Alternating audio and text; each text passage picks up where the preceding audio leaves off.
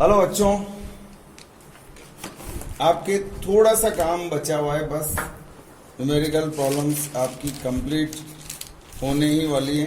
कल का जो बेसिक था आभासी कोण का, आभासी नमन कोण का, इसके क्वेश्चंस आपने कंपटीशन के क्वेश्चंस देखे होंगे। कुछ बच्चों ने मेरे को डाल भी रखे थे जो कि बोला सर इस तरह के क्वेश्चंस नहीं आ रहे। तो अब देखो, एक बार कंसेप्ट दोबारा से बता देता हूं आपको, कल बता दिया था हालांकि। देखो इधर ये भौगोलिक याम्योत्तर है, तल एक, और ये है चुंबकीय याम्योत्तर। और इस चुंबकीय याम्योत्तर में जब हम ये इस तरह से चुंबकीय सुई को लटकाते हैं, इन दोनों के मध्य का कोण कहलाता है फाई, जिसको हम बोलते हैं दिक्पात कोण। और इस कोण को बोलते हैं हम नमन कोण। और ये एंगल, ये इसके दो घटक करते हैं इस तरह से, ये कहलाता है बी वर्टिकल और ये वाला घटक कहलाता है बी एच।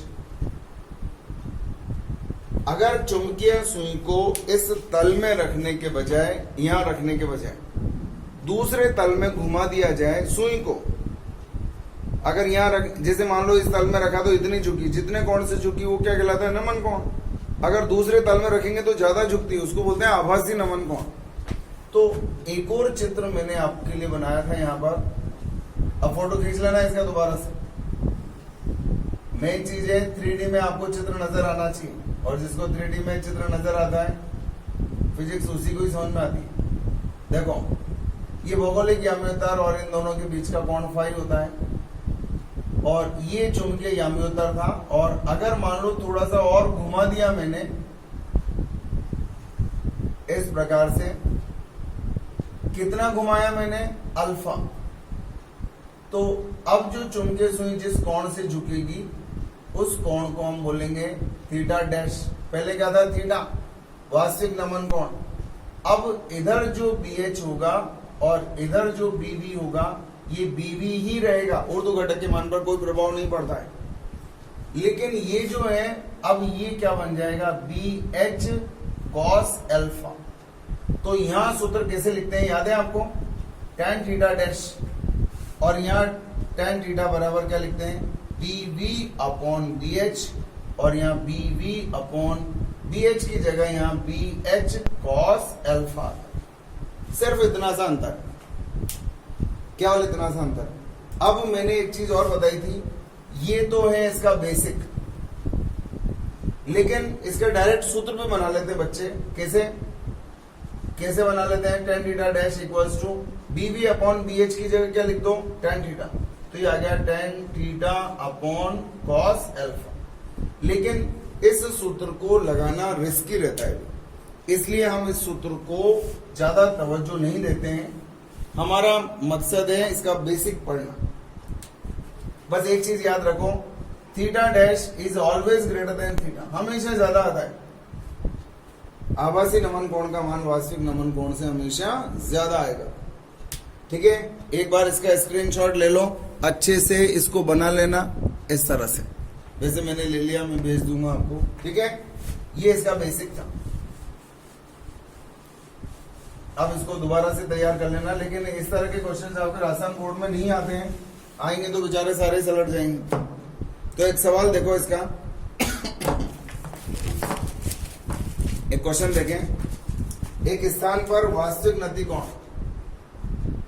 आज का पहला सवाल, एक स्थान पर वास्तविक नति कोण बोलो चाहे नमन कोण बोलो, नति कोण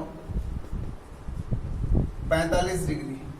ठीक है, एक नति मापी किसी तल में, कोई तल है, अलग तल है, किसी तल में नति मापी, मतलब वही नति सुई, मतलब चुंबकीय सुई 60 डिग्री का नमन कोण दर्शाती है।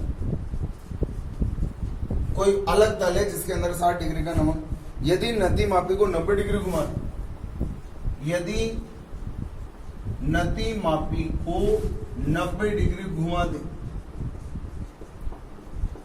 तो 90 डिग्री घुमा दें तो नया आभासी नति कोण क्या होगा। शानदार सवाल है भाई, इवन तो सवाल ही समझ में नहीं आता है बच्चों, लेकिन अब ध्यान दो, हम सिर्फ नति कोण की बात करेंगे। इधर देखो, मान लो चुंबकीय सुई का ये चुंबकीय याम्योत्तर, ये वाला वो बनाए थे, तल बनाए थे ना मैंने, भौगोलिक याम्योत्तर बनाया था, चुंबकीय याम्योत्तर बनाया था और फिर एक और तल बनाया था। तो ये चुंबकीय याम्योत्तर है, ये वाला पूरा, ये पूरा याम्योत्तर है और इसमें जो कोण बना हुआ है वो थीटा है, वास्तविक है। कितना है? 45 डिग्री। ठीक है। किसी तल में, मान लो ये तल है, एक तल है, कितने, एक नया तल नंबर 1 मान लो, तल नंबर 1, इसमें आभासी कोण का मान लो कितना है, थीटा डैश बराबर 60 डिग्री। ये दे रखा है आपको। किसी अलग तल में कोण का मान कितना है, 60 डिग्री, लेकिन इस कोण का मान नहीं दिया, मान लो ये अल्फा है। और इसके लंबवत तल में, इधर वाले तल में, तल नंबर 2 में, यहां आभासी कोण का मान आपको ज्ञात करना है। देखो क्या लिखा हुआ है, एक स्थान पर ये चुंबकीय याम्योत्तर, वास्तविक नति कोण का मान 45 डिग्री। ठीक है। अब इस तल में कोण जो भी होगा वो वास्तविक कोण। दूसरा तल, एक और किसी तल में नति मापी 60 डिग्री का नमन कोण दर्शाती है। इस तल में मान लो कितने का, 60 डिग्री का। तो इसके जस्ट लंबवत तल में, इसमें आभासी नमन कोण क्या होगा। तो देखो, सबसे पहले वास्तविक नमन कोण के लिए सूत्र लगाओ। नमन कोण के लिए बताओ क्या है, tan थीटा बराबर क्या होता है, BV/BH होता है। और इसका मान कितना दे रखा है, tan 45 डिग्री बराबर BV/BH। इसका और tan 45 का मान कितना होता है, 1, तो ये आ गया 1 BV/BH का मान कितना आ गया, 1 के बराबर। काम हो गया। अब बात करते हैं तल नंबर 1 के लिए आभासी कोण बताओ क्या होगा। तल नंबर 1 के लिए आभासी कोण theta dash tan theta dash बराबर क्या आएगा, BV तो ऐसे ही रहेगा, BH, इसके अंदर BH कितना आएगा, BH cos अल्फा। यहां से कितना कोण बना रहे हैं, अल्फा, cos अल्फा। तो इसका मान 60 डिग्री दिया हुआ है, बताओ क्या आएगा, tan 60 डिग्री बराबर, बताओ BV/BH का मान, BV/BH बराबर कितना है, 1, ये वाला मान यहां रखते हैं, बराबर 1/cos अल्फा। कोई दिक्कत, सिंपल सा काम है। और इसका मान कितना होता है, याद है, √3 बराबर 1/cos अल्फा। तो cos अल्फा बराबर आ गया, इसको इधर ले जाओ, 1/√3। एक ट्राइंगल बना लिया भाई मैंने। बताओ, ये अल्फा है, सामने वाले भुजा लंब है, ये एक्स है। बताओ cos अल्फा बराबर क्या होता है, आधार बटे कर्ण होता है, नहीं होता है, होता है यार। इसका मतलब इसका आधार 1 और कर्ण कितना है, √3। कर्ण का मान कितना है, √3। बताओ इसका लंब कितना हो, बताओ, बता सकते हो, वो तो आराम से निकाल सकते हैं। बताओ x बराबर, चूंकि x बराबर, बोलो, कर्ण अंडर रूट के अंदर कर्ण का स्क्वायर माइनस आधार का स्क्वायर, कर्ण का स्क्वायर करूंगा 3 - 1 क्या आ गया, √2। तो x का मान कितना आ गया, बराबर √2 हो गया। cos अल्फा बराबर ये, तो इस एक ट्राइंगल बना दिया मैंने आपके लिए, समीकरण नंबर 2। अब तल नंबर 2 में इसका मान ज्ञात करना है। इसके लिए फिर एक कंसेप्ट लगा दो आपका, शानदार सवाल है, ये क्वेश्चन आया हुआ है आपके मेंस का। बताओ तल नंबर 2 के लिए, तल नंबर 2 के लिए ट्राई मारो आप लोग जो कर सकते हैं, कॉपी पेन चालू रखो। तल नंबर 2 के लिए आप क्या कर सकते हैं, बताओ।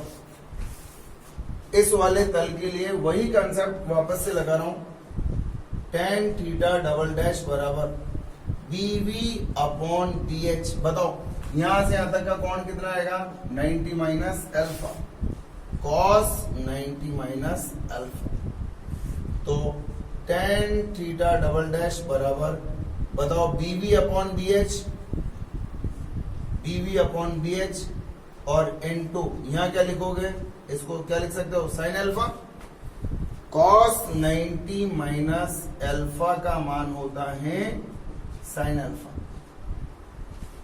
ये साइन अल्फा। इसका मान कितना है समीकरण नंबर 1 में देख लो, इसका मान है 1, tan थीटा डबल डैश बराबर क्या है 1 और साइन अल्फा बताओ क्या आएगा, साइन अल्फा बराबर लंब बटे कर्ण, लाल बटे कक्का होता है, लाल बटे कक्का, तो लंब कितना है √2, कर्ण कितना है √3, तो आपका आंसर आ गया √2 अपॉन √3, √3 अपॉन 2। तो बताओ थीटा डबल डैश बराबर क्या आया, tan इनवर्स √ के अंदर 3/2।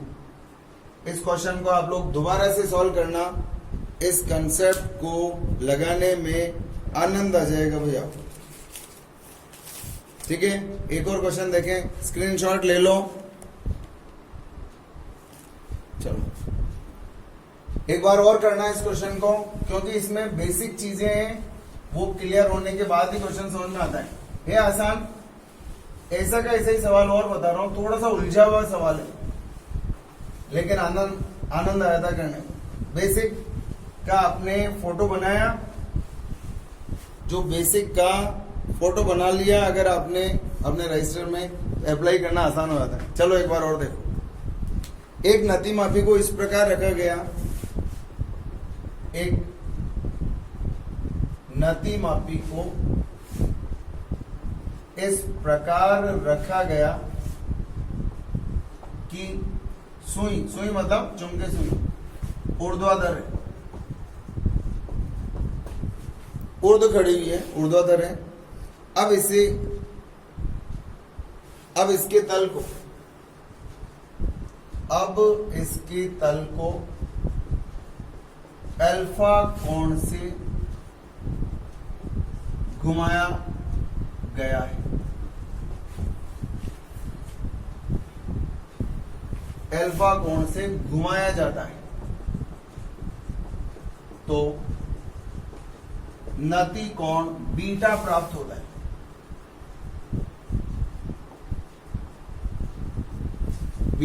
नति कोण का मान कितना, बीटा प्राप्त होता है। वास्तविक नति कोण क्या है, ये आपका सवाल है। अब देखो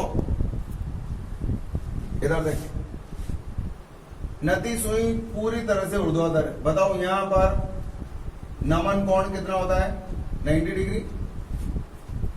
अगर इसे अल्फा कोण से घुमा दिया जाए, बताओ इसका इस तल में कितने कोण से घुमा दिया, अल्फा कोण से, तो यहां नमन कोण का मान थीटा डबल डैश बराबर कितना हो जाता है बीटा। और चुंबकीय याम्योत्तर मान लो अलग जगह पे है, तो वास्तविक नमन कोण का मान आपको ज्ञात करना है, वास्तविक नमन कोण का मान ज्ञात। तो इधर देखें, चूंकि वास्तविक नमन कोण के लिए क्या होता है याद है, वास्तविक नमन कोण के लिए आप सूत्र जानते हैं, tan थीटा बराबर क्या होता है BV अपॉन BH, यही होता है, ये होता है ना। वास्तविक नमन कोण के लिए सूत्र क्या होता है BV अपॉन BH होता है। ठीक है, अब देखो इसके लिए सूत्र लगाओ पहले। इस तल के लिए दो तल है ना आपके पास, इन दोनों तलों के लिए सूत्र लगाओ। ये चुंबकीय याम्योत्तर है, इधर भी है। इसके लिए कोण कितना है थीटा है। बताओ थीटा डैश के लिए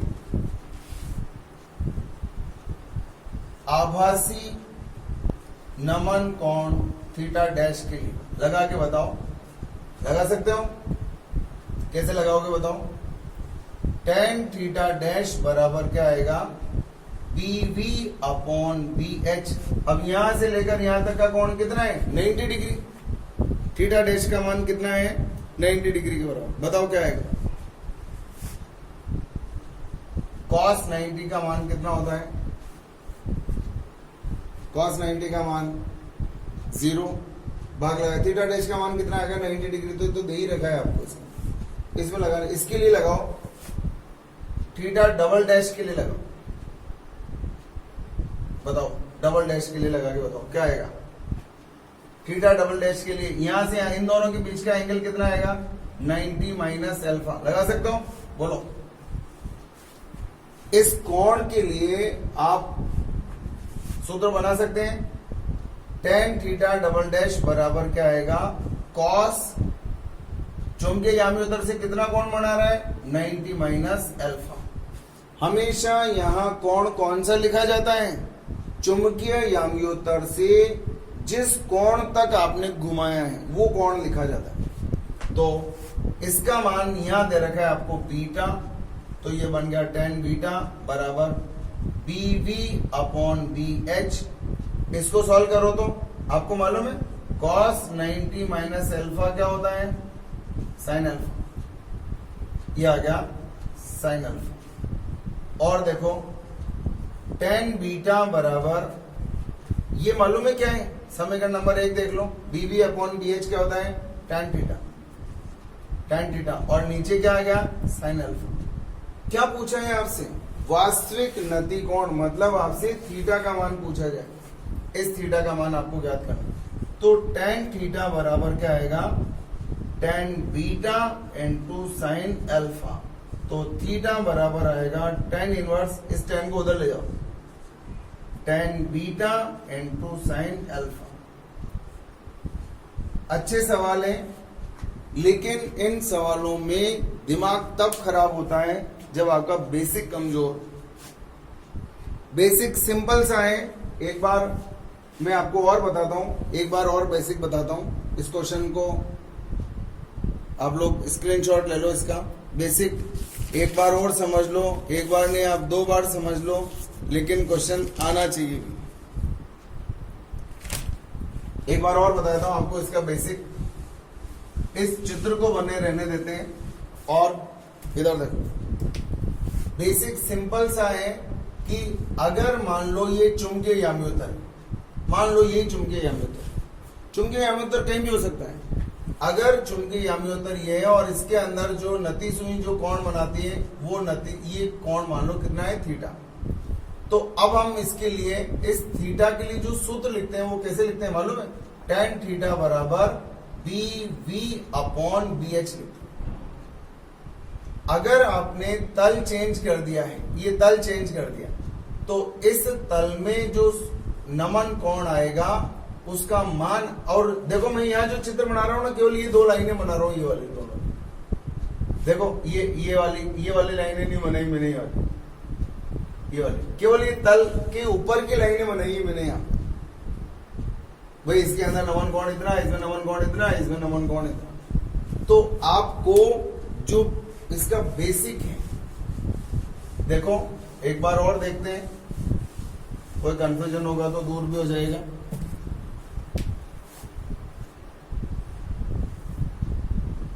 मान लो ये कोई भी तल है, चुंबकीय याम्योत्तर है। अगर ये चुंबकीय याम्योत्तर, तो इसमें जो कोण बनेगा वो कहलाएगा वास्तविक नमन कोण। मैंने देखो बहुत सारे तल बना दिए आपको, देखो ये बहुत सारे तल बना दिए, मर्जी आए जितने बना लो आप। अगर मान लो मैं यूं बोलूं आपसे, ये चुंबकीय याम्योत्तर वाली लाइन, अब देखो जो मैं चित्र यहां बनाता हूं ना, उसमें केवल 3 ही लाइनें बनाता हूं, 1 2 3, वास्तव में तल है ये सब, ये तल है, इनके नीचे वो तल वाले चित्र बने हुए। अब मैंने क्या किया, आपको सिर्फ ये वाले चित्र बना करके दिए, 1 2 और 3 ऐसे दिए। अब देखना मैं आपको कोण और कोण के साथ साथ सूत्र लिखना सिखा रहा हूं। मान लो ये तल नंबर 1, तल नंबर 1, और ये है मान लो तल नंबर 2, और ये तल नंबर, ठीक है। मान लो इधर का कोण अल्फा है और इधर का कोण बीटा है। बहुत ध्यान से देखना, देखो ध्यान से देखो। अगर मैं बोलूं ये चुंबकीय याम्योत्तर है, ये क्या है? चुंबकीय याम्योत्तर। मैं एक सवाल यहां से भी बना सकता हूं, शानदार। देखो, अगर ये चुंबकीय याम्योत्तर है तो इसमें जो कोण बनेगा वो, ये चुंबकीय याम्योत्तर है तो इसमें जो कोण बनेगा वो क्या होगा? वास्तविक नमन कोण होगा। तल नंबर 1 में जो कोण बनेगा वो क्या होगा? बोलो, वो क्या होगा? आभासी। और यहां भी जो कोण बनेगा वो भी क्या होगा? आभासी। तो अगर मान लो तल नंबर 2 क्या है? चुंबकीय याम्योत्तर है, चुंबकीय याम्योत्तर है।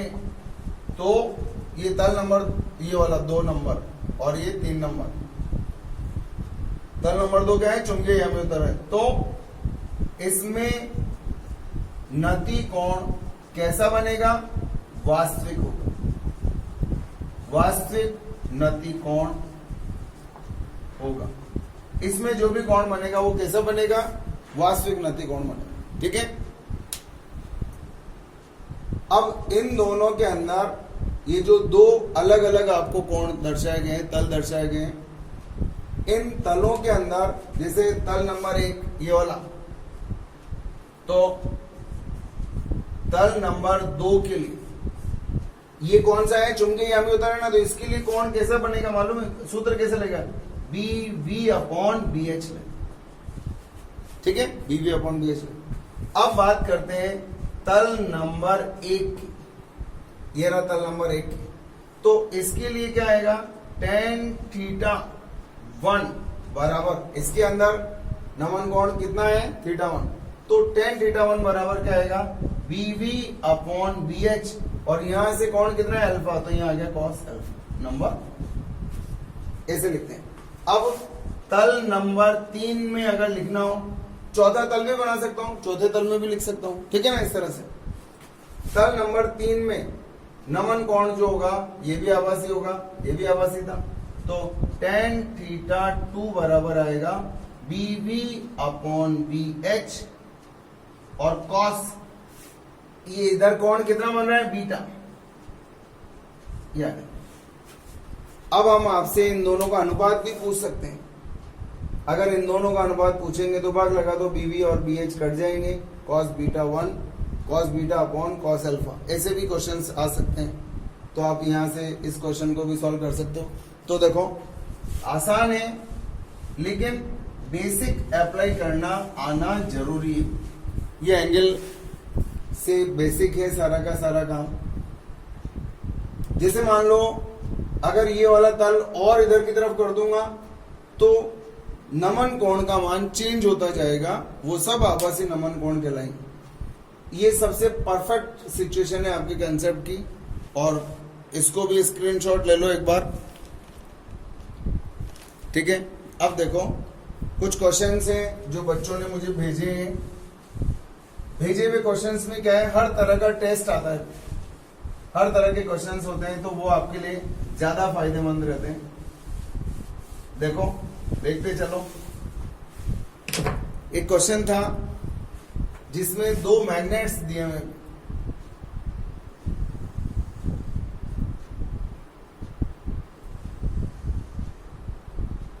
न्यूमेरिकल वर्कशॉप तो आपके इलेक्ट्रोमैग्नेटिक इंडक्शन की बनेगी बहुत सारी, मजा आएगा क्वेश्चन सॉल्व करने।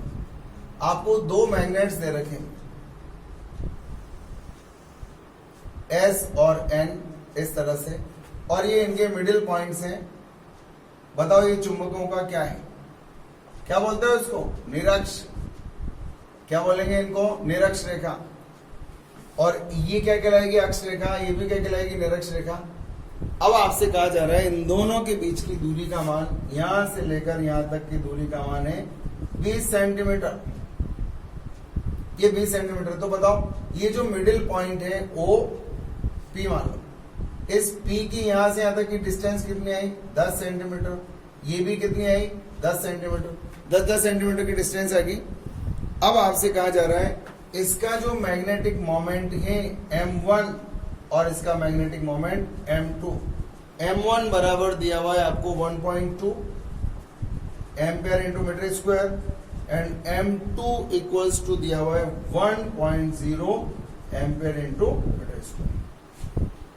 और this is north and this is south direction. North और साउथ भी आपको नजर आ रहे हैं साथ। तो अब आपसे पूछा जा रहा है बिंदु P पर परिणामी तीव्रता ज्ञात करो। परिणामी चुंबकीय क्षेत्र की तीव्रता ज्ञात करो, ये आपका सवाल है। बहुत सिंपल है। पहले बताओ इसका चुंबकीय आघूर्ण किधर होता है? चुंबक का चुंबकीय आघूर्ण एस ध्रुव से एन ध्रुव इधर होता है और निरक्ष पर तीव्रता याद दिला दो आपको, ये लो इलेक्ट्रोस्टैटिक्स में भी पढ़ा है आपने। एस और एन ये अक्ष है, अक्ष पर चुंबकीय क्षेत्र याद है। इसका चुंबकीय आघूर्ण किधर होता है? इधर की तरफ होता है, एम इधर होता है। तो अक्ष पर चुंबकीय क्षेत्र किधर होता है? चुंबकीय आघूर्ण की दिशा में। लेकिन निरक्ष पर चुंबकीय आघूर्ण के विपरीत दिशा में होता है। निरक्ष पर चुंबकीय क्षेत्र की तीव्रता हमेशा चुंबकीय आघूर्ण के विपरीत दिशा में। जैसे आपने इलेक्ट्रोस्टैटिक्स के अंदर फर्स्ट चैप्टर में पढ़ा है, क्या पढ़ा बताओ? द्विध्रुव आघूर्ण या माइनस क्यू लिखा था या प्लस क्यू लिखा था, याद है?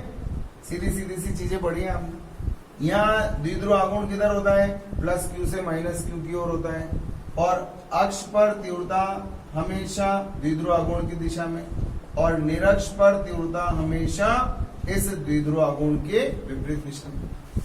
इसका द्विध्रुव आघूर्ण इधर है तो इसके ये देखो निरक्ष है, निरक्ष आड़ा रखा हुआ है ना, ये निरक्ष कहलाती है। चुंबक के लंबवत जो रेखा है वो देखो, ये चुंबक है, इसके लंबवत रेखा निरक्ष। तो इसके कारण यहाँ तीव्रता इस दिशा में आएगी, इस तीव्रता को बोलेंगे B1। इसके कारण तीव्रता इधर आएगी, इस तीव्रता को बोलेंगे B2। और BH किधर होता है? BH, ये BH क्या होता है यार? BH होता है भूचुंबकीय क्षेत्र का क्षैतिज घटक। किधर की तरफ होता है? याद है? हमेशा नॉर्थ की तरफ होता है, दैट इज BH। तो देखो बिंदु P पर अब आप आराम से तसल्ली से मस्त होकर के बता सकते हो बिंदु P पर परिणामी तीव्रता, ये निरक्षता है, ये निरक्ष रेखा है, ये परिणामी तीव्रता का मान ज्ञात करो। तो क्या आएगा? B1 निकाल लो, B2 निकाल लो और उसके अंदर BH जोड़ दो। B1 का मान अब बताओ, इस क्षण चुंबक के कारण इस निरक्ष पर तीव्रता का सूत्र याद है? म्यू 0/4 पाई m upon r cube, m की जगह m1 और अक्ष पे होता तो इलेक्ट्रोस्टैटिक्स का सूत्र याद है? अक्ष पर 2 kp upon r cube, 2 kp upon, और निरक्ष पर क्या होता है? kp upon r cube. तो यहाँ निरक्ष है तो यहाँ 2 नहीं आएगा और अक्ष होता तो 2 kp upon r cube. Mu naught upon 4 पाई m2 upon r cube plus BH का मान आपको इसके अंदर दिया हुआ है।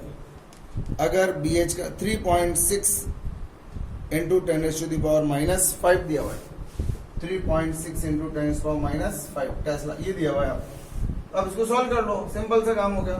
म्यू नॉट अपॉन 4 पाई r क्यूब कॉमन आ गया, m1 plus m2 plus 3.6 into 10⁻⁻5। Solve करो, म्यू 0 का मान 4 पाई गुणा 10⁻⁻7, 4 पाई गुणा r क्यूब, ये कितना है? 0.1, 0.1 का मतलब 10⁻⁻3 और क्यूब करेंगे तो ये आ गया 10⁻⁻3। m1 plus m2 1.2 plus 1 plus 3.6 into 10, ये अब आपका काम हो गया। ये सब कट आ गया, 10⁻⁻4 2.2 इंटू 10⁻⁻4 प्लस 3.6 को इसको भी चेंज कर लो, 10 से गुणा भाग कर लो यार, बताओ क्या आएगा? -4 में कन्वर्ट करूंगा तो क्या आएगा? 36, ये आएगा ना? 3.6 से दे रखा क्या दे रखा? इसको 10⁻⁵ में आंसर आ रहा है, कोई बात नहीं। ये क्या आया 10⁻⁴ आया ना, 2.2 इंटू 10⁻⁴ प्लस 3.6 इंटू 10⁻⁵। बताओ 2.2 की जगह इसको क्या कर लो 22 गुणा 10⁻⁵ प्लस 3.6 इंटू, ये अब आपका काम बचता है भाई, इसमें इसको जोड़ दो, क्या गया 25.6 गुणा 10⁻⁶। 10⁻⁵ कॉमन लेकर के और दोनों को जोड़ दो, सॉल्व कर लेना, आंसर हो जाएगा।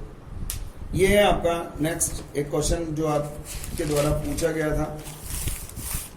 देखते चलो, एक बार रिजॉइन कर लो।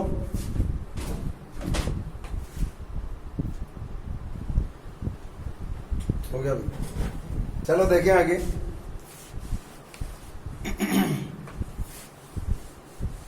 अगला सवाल देखते हैं।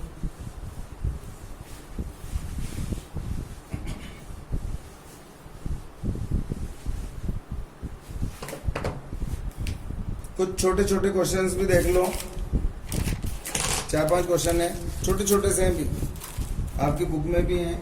देखो इसमें एक क्वेश्चन है अनुचुंबकीय पदार्थ के, अनुचुंबकीय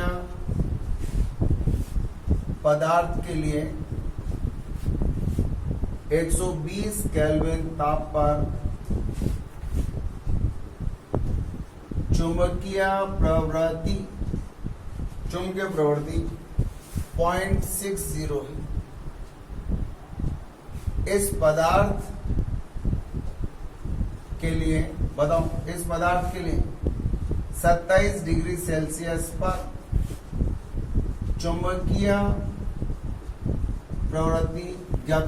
राजस्थान बोर्ड में ऐसे सवाल आते हैं, तो इसमें इंपॉर्टेंट चीज क्या है,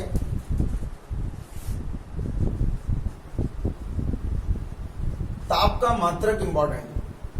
क्यूरी के नियम से काई प्रोपोर्शनल टू 1/T होता है, याद है?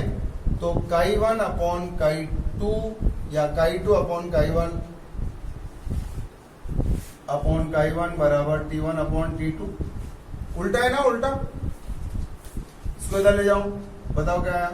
Chi2 बराबर Chi1 T1/T2। तो क्या है बताओ? 0.6 इंटू T1 प्रारंभिक ताप 120 केल्विन। बस आपको यही याद रखना है जो मैं इधर लिख रहा हूं साइड में, क्या ताप केल्विन में होना चाहिए। अब उन्होंने एग्जामिनर ने क्या किया, 2 नंबर का क्वेश्चन राजस्थान बोर्ड का, क्या किया, एक ताप तो केल्विन में दे दिया और एक डिग्री सेल्सियस में दे दिया, तो आपको दोनों को ही 27 T2 बराबर 27 में 273 जोड़ूंगा तो कितना हो गया 300 केल्विन। तो ये हो गया 300। तो Chi2 का आंसर आ गया आपके पास, कर लेना अब इसको, ये आपका काम है। ये हो गया मात्रकहीन राशि, ठीक है। और देखिए क्वेश्चंस, एक लोह चुंबकीय पदार्थ के लिए आप लोग ट्राई मारना, देखें एक लोह चुंबकीय, क्या दिमाग में साउंड कर रहा है लोह चुंबकीय सुनते ही? क्यूरी का नियम या क्यूरी वाइस का नियम?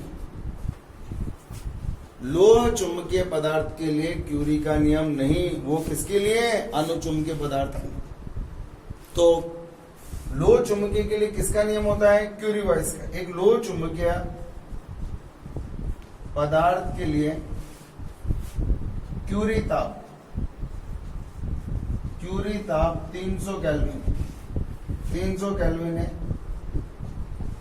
यदि 450 केल्विन ताप पर 450 केल्विन ताप पर पदार्थ की चुंबकीय प्रवृत्ति 0.6 हो तो इसके लिए क्यूरी नियतांक ज्ञात करो। इसके लिए क्यूरी नियतांक ज्ञात करना। देखो क्या दे रखा है आपको, दे रखा है टीसी दे रखा है और काई दे रखा है 0.6। मात्रक तो होता ही नहीं, काई चुंबकीय प्रवृत्ति मात्रकीय राशि। आपको टी दे रखा है 450 केल्विन। और क्या ज्ञात करना है, क्यूरी नियतांक C का, ये आपका सवाल है। तो अब एग्जाम में ऐसे लिखते हैं, क्यूरी नहीं, क्यूरी वाइस के नियम से। अगर आपने यहाँ ये नहीं लिखा, एग्जामिनर आधा नंबर उड़ा देगा आपका। क्यूरी वाइस के नियम से क्या था, याद है, काई लो चुंबकीय पदार्थ की चुंबकीय प्रवृत्ति क्या होती है बोला, C/T, T की जगह T माइनस TC, तो C बराबर आ गया काई इंटू T माइनस TC। काई का मान 0.6, 450 में से 300 गया, कितना बच गया, 0.6 गुणा 150, 90। और क्यूरी नियतांक का मात्रक क्या होता है, केल्विन। तो ये मेरा आंसर आ गया केल्विन। ठीक है, सिंपल सा काम था भाई, कोई ज्यादा जद्दोजहद वाली बात नहीं थी इसके अंदर। एक और चीज बता रहा हूं मैं आपको, स्क्रीनशॉट ले लो इसका। ऑरस्टेड का आपके 2 क्वेश्चन हैं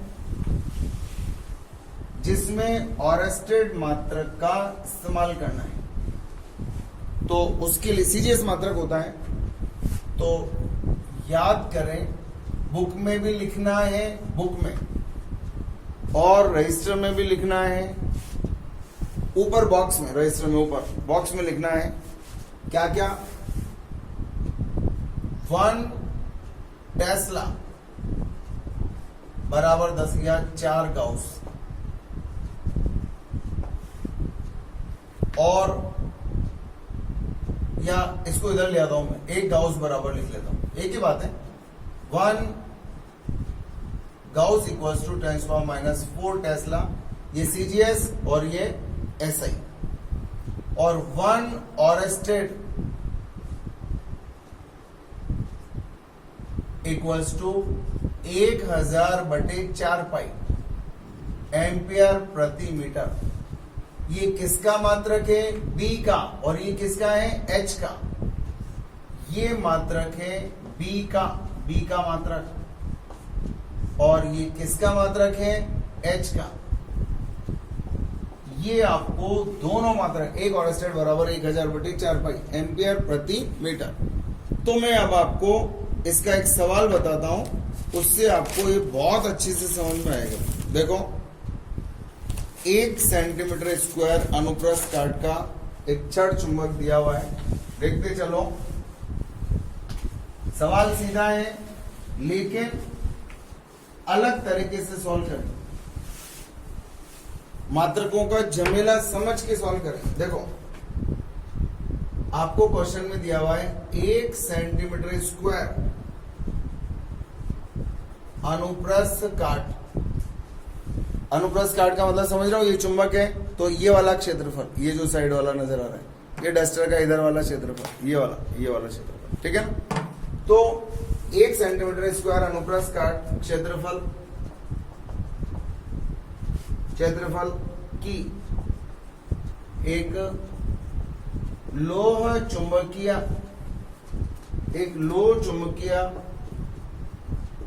पदार्थ की छड़, लो चुंबकीय पदार्थ की छड़ 200 ऑरस्टेड, बताओ ये काय का मात्रक है, एच चुंबकन क्षेत्र के, चुंबकन क्षेत्र में रखने पर इसमें 3000 गाउस का चुंबकीय क्षेत्र उत्पन्न होता है। बताओ ये काय का मान दे रखा है, एच, ये एच का और ये बी का।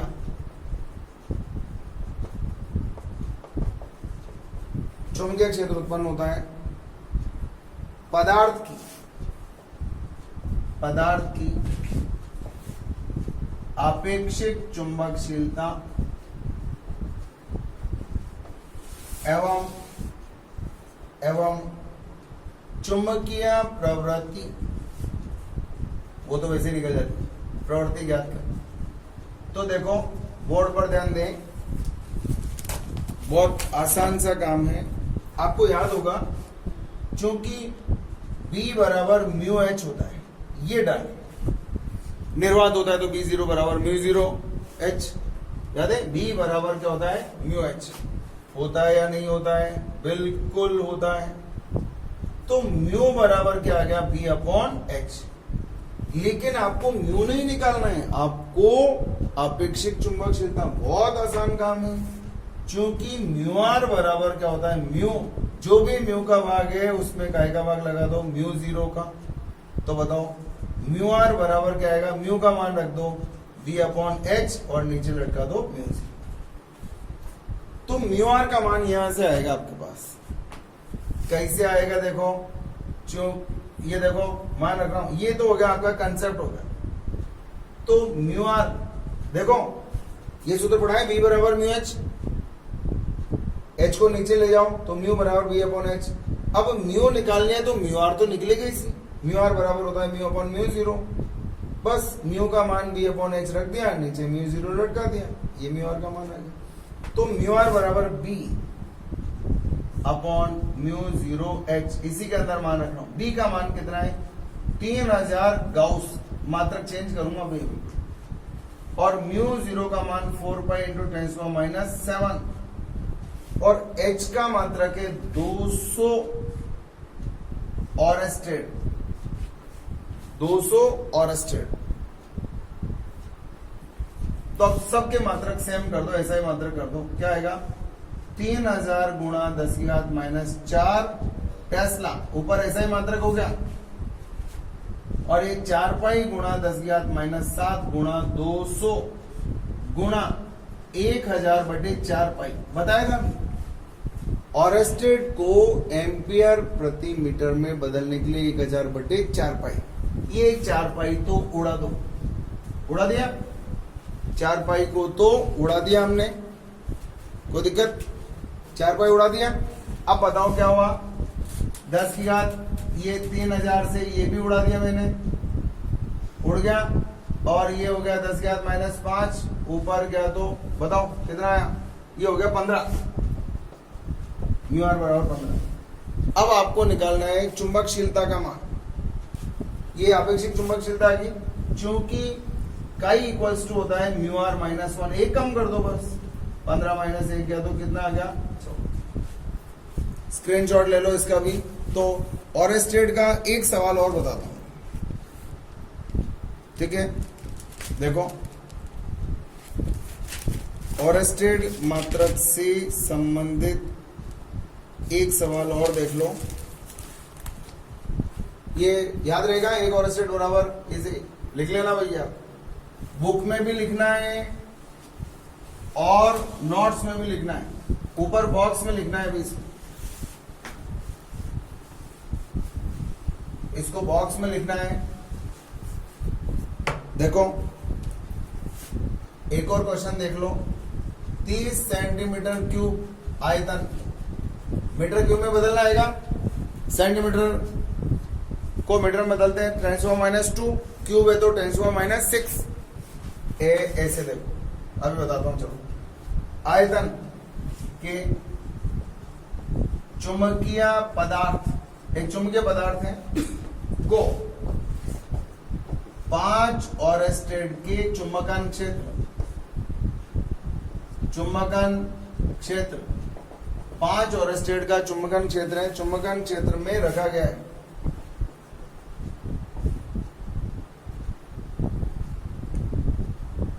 रखने पर इसमें 6 एम्पियर इंटू मीटर स्क्वायर का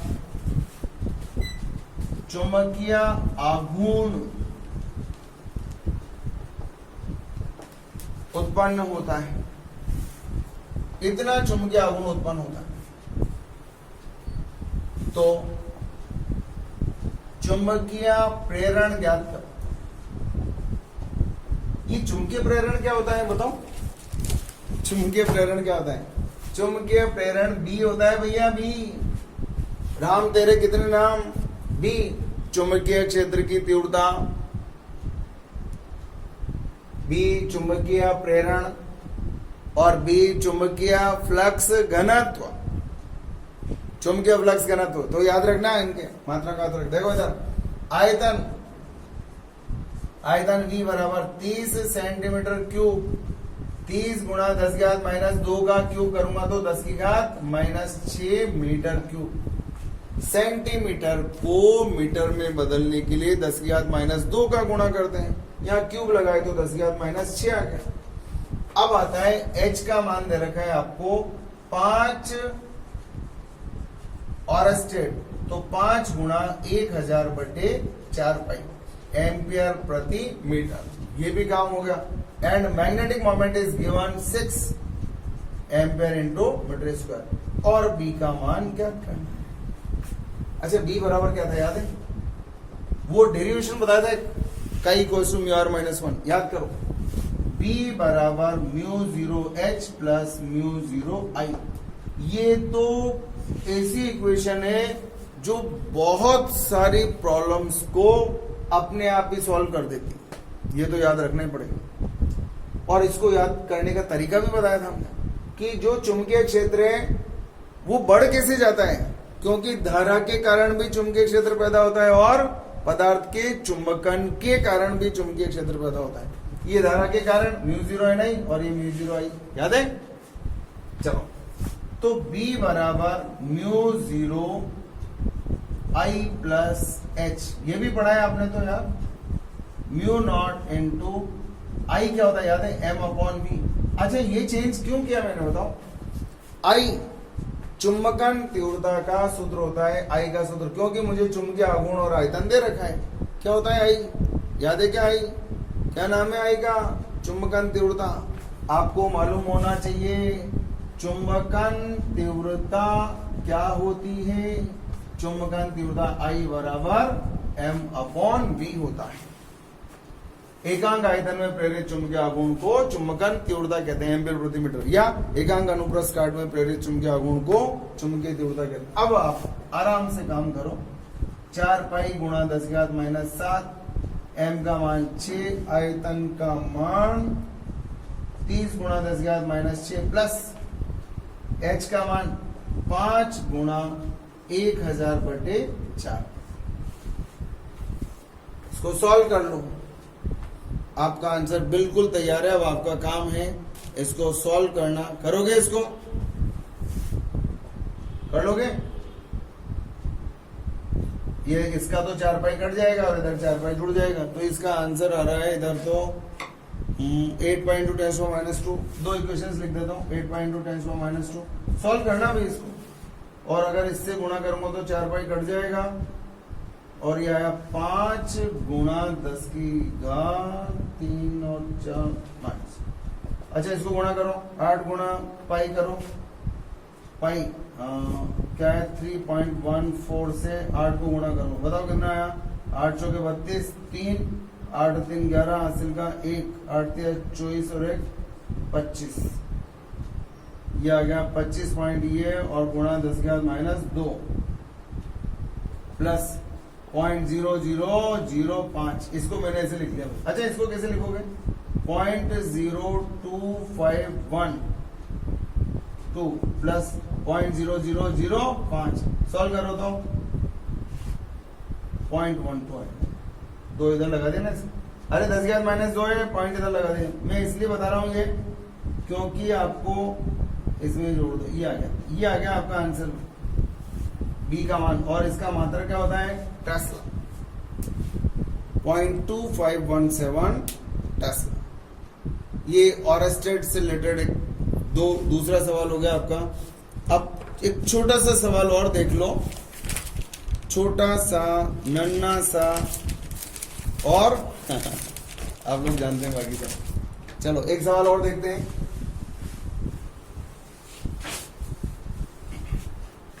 क्वेश्चंस जरूर करना है, ये वाले सारे दोबारा से जरूरी है भी।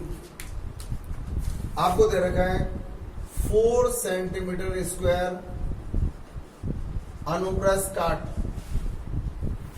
क्षेत्रफल की लोहे की छड़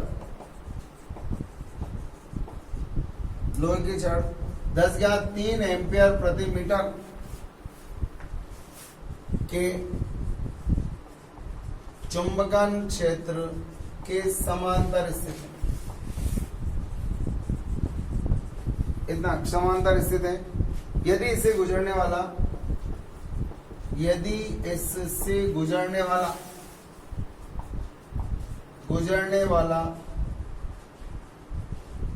चुंबकीय फ्लक्स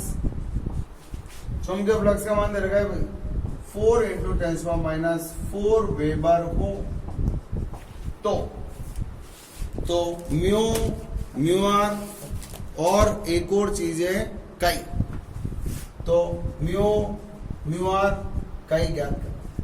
देखो सिंपल सी चीजें होने को तो आपको क्या क्या दे रखा है, h 10⁻³ आपको अनुप्रस्थ काट दे रखा है a 4 centimetre square 4 × 10⁻⁴ metre square. बताओ अभी आयतन में क्या कहता है 10⁻⁶, यह स्क्वायर है तो 10⁻⁴, और स्क्वायर भी नहीं होता तो 10⁻⁻, सेंटीमीटर होता तो 10⁻², सेंटीमीटर स्क्वायर है तो 10⁻⁴, और सेंटीमीटर क्यूब होता तो 10⁻⁻⁶।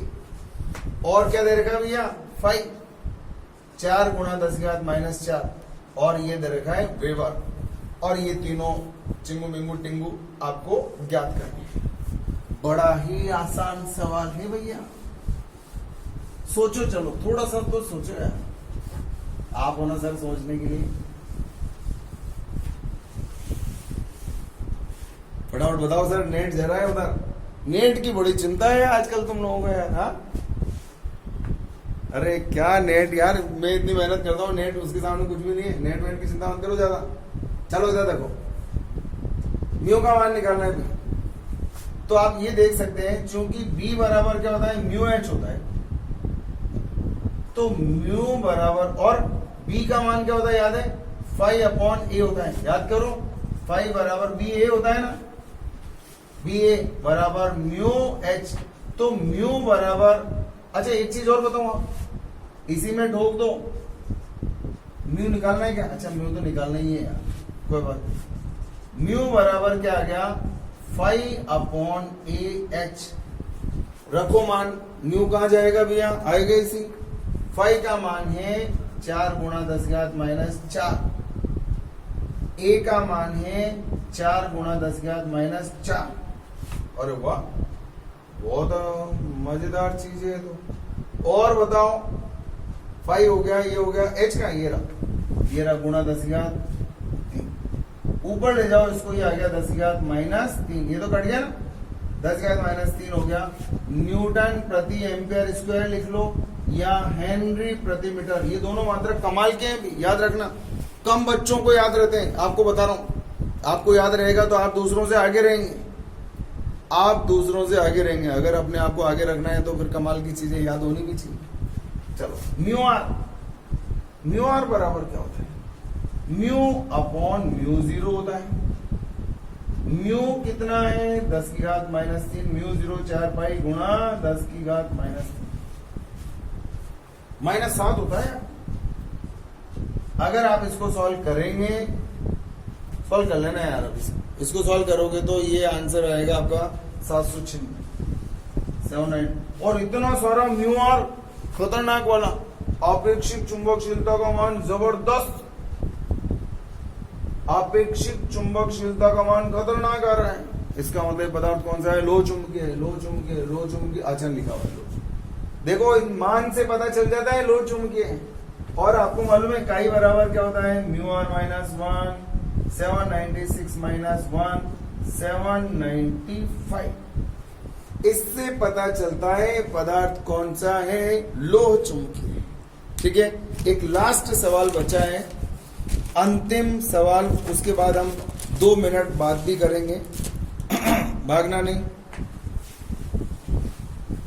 लास्ट सवाल बता देता हूं, बीएच वक्र का एक बच्चे ने पूछा था भी, क्योंकि वर्कशॉप का मतलब क्या है, जो आप लोग अटरम सटरम चीजें पता नहीं क्या क्या चीजें पूछते हो वो सब कबाड़ा में यहां डाल देता हूं।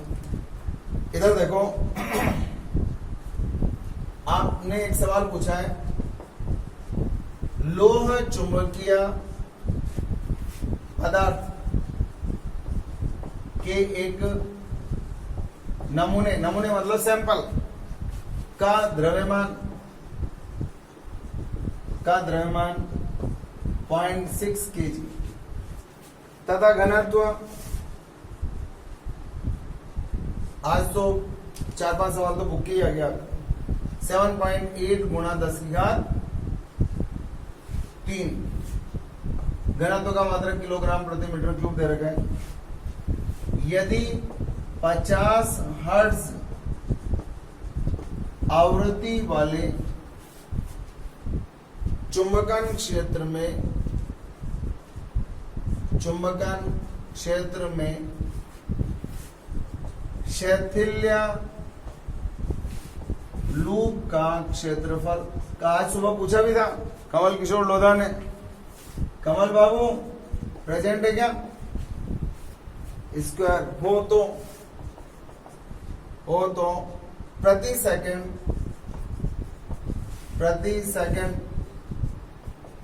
शैथिल्य हानि ज्ञात करो।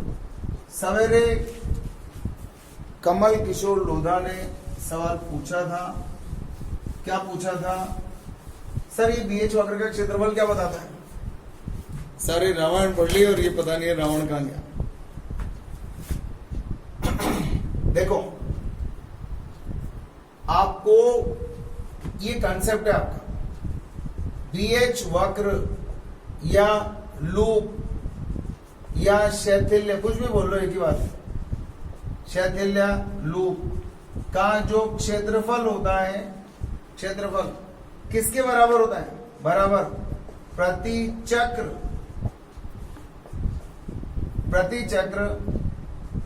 पदार्थ के एकांक आयतन में ऊर्जा हानि को व्यक्त करता है, या इसके बराबर होता है। इसके बराबर होता है, बराबर का चिन्ह लगा दिया, ये बराबर होता है। तो मैंने आपको बताया था T समय में कुल ऊर्जा हानि, T समय में कुल ऊर्जा हानि का मान बताया था, वांट VANT, याद करो। T समय में कुल ऊर्जा हानि का सूत्र बताया था, ये आयतन है और ये क्षेत्रफल है, ये आवृत्ति है और ये समय है। आयतन नहीं मालूम आपको, कोई बात नहीं, हमें मालूम है। घनत्व बराबर होता है द्रव्यमान बटे आयतन। तो बताओ आयतन बराबर क्या आएगा?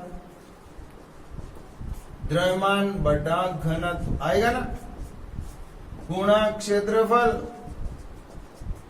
गुणा आवृत्ति और गुणा समय।